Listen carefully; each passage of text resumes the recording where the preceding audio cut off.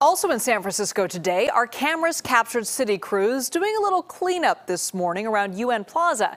It was all to get ready for a special outdoor hearing to address the city's drug crisis.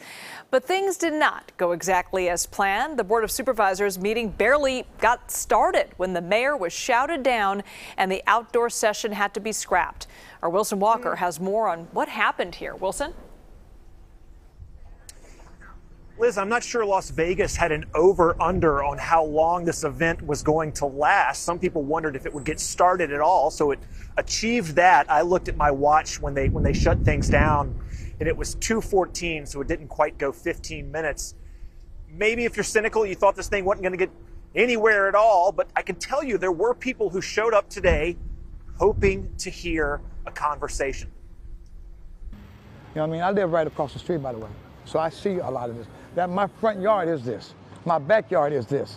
A lot of people were wondering what was going to happen, but no one has a bigger stake in this neighborhood's future than those who live here. And Dino was among those who came out early, hoping to hear what the mayor had to say. You know, they should be held accountable. You know, accountability needs to step in, and they need to find some way to stop the drugs being used on the street. As 2 o'clock approached, San Francisco city government poured in, but they were not alone. There were leaders from the nonprofit community, recovery advocates, effectively a who's who of people involved in the city's drug conversation, all in the very plaza that has become known as the epicenter of the city's drug crisis. A spot that has long been challenged, and I hope that today's dialogue focuses some urgency around the crisis on our streets. And for a few moments, things did go according to plan as the mayor gave her opening remarks. I am putting everything on the line. I am doing this job without fear of losing it, because at the end of the day, when you know what it feels like to grow up in chaos, you want nothing more than change. As she spoke about the crisis, it continued right in the midst of the event as public health workers assisted a man in distress right beside the crowd. And then there was the crowd, which eventually became disruptive. So my question to the mayor is, will you now, as we do in any major emergency... Yeah, let's put more people in jail. All right, let me ask my question. You will have an opportunity for public comment. The fact is, I'm not sure, without listening to the public, that this is going to be the right forum to be able to answer your question thoroughly. We will recess this meeting to the Board of Supervisors chamber. And as the meeting was disbanded, some real trouble started. Witnesses described someone pulling out a brick and attempting to throw it before being subdued by the crowd and eventually police. It was a chaotic conclusion to a very brief discussion about how to wind down the chaos in this part of San Francisco. I'm very disappointed because, you know, she came out here, people waited patiently. You have those that's going to be a butthole, you know, that's going to interfere, but most of us, we wanted to hear it and couldn't even hear it. And a lot of waste of time, a lot of... All right, what about the substance today?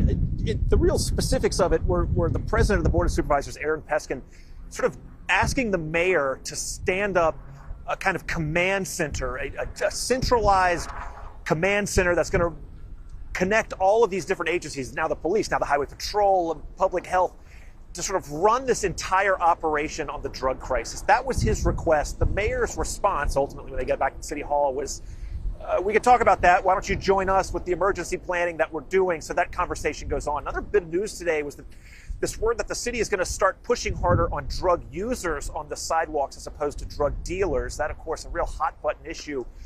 That conversation will continue, but you know, the news of the day, really the kind of spectacle that unfolded for 15 minutes here, Liz.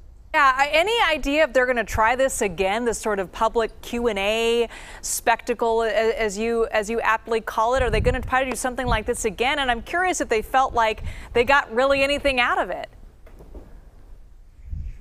I can't answer the second half of that question, but I can tell you that Supervisor Peskin, who organized this, swore up and down yesterday that they're going to keep trying this. You know, maybe they learned something, they figure out how to make it work.